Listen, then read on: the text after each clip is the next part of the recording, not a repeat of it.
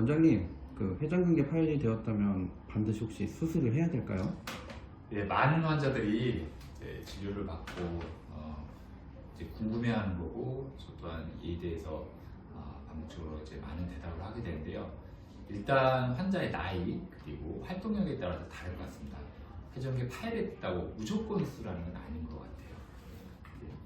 보시면 회전근개는 뭐 아시다시피 이렇게 어깨를 이제 감싸면서 어깨를 회전시켜주는 이제 근육이라고 해서 회전근개라고 하는데요.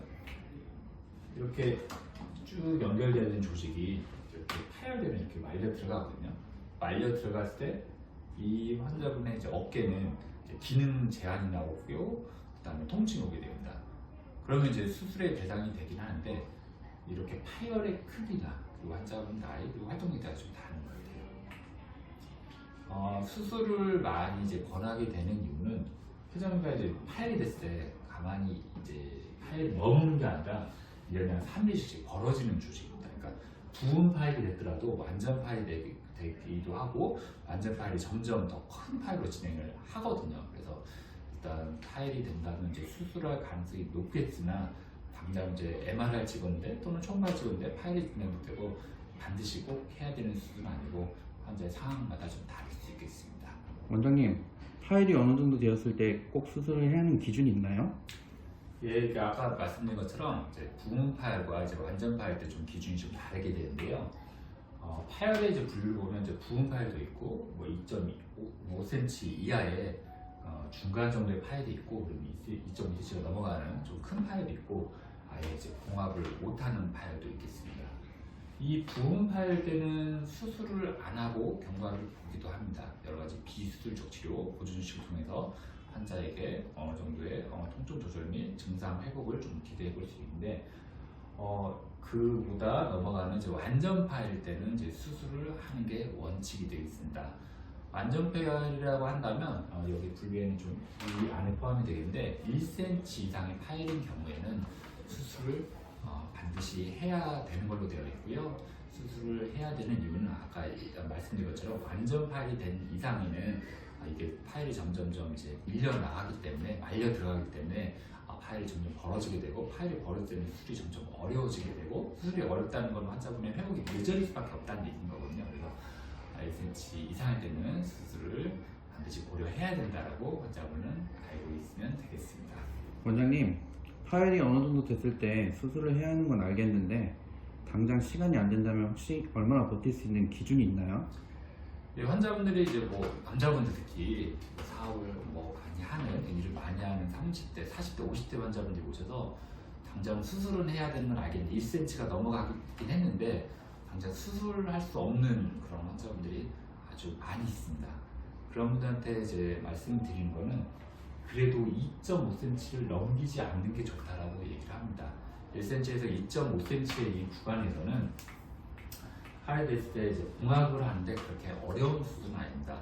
어렵지 않다는 건 환자분이 수술했을 때 이제 회복력도 굉장히 좋을 수 있지만 반대로는 2.5cm 이제 2.5cm가 넘어가게 되면 환자분의 봉합이 다시 재파열될 가능성이 보통 40% 이상 수술했을 때 40% 이상 재파열 가능성이 있다고 되어 있습니다.